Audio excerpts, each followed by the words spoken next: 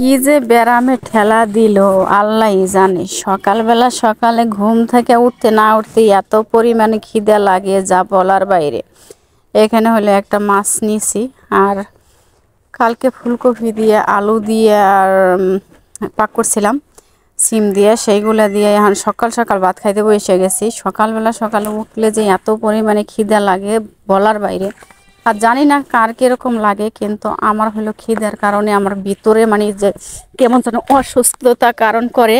আর মনে করেন বমি বমি ভাব হয়, প্রচুর বমি আসে যদি আমার খিদে লাগে। এরকম কার কার হয় জানি না, কি কারণে এরকম আমার এরকম সমস্যা হয় সেটাও জানি না। আপনাদের এরকম কারো যদি হয়ে থাকে অবশ্যই আমাকে কমেন্টের ভিতরে জানাবেন যে আমার কি সমস্যা।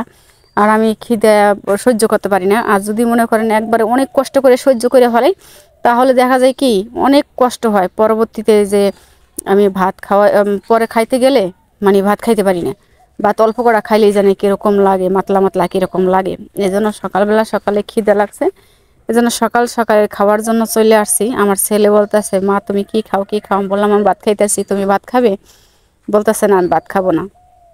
ওই শুধু আসে মাছ খাওয়ার জন্য, একটু মাছ দিলে খাইয়ে নিয়ে চলে যায়। ওই এত মাছ পছন্দ করে যেটা বলার বাইরে।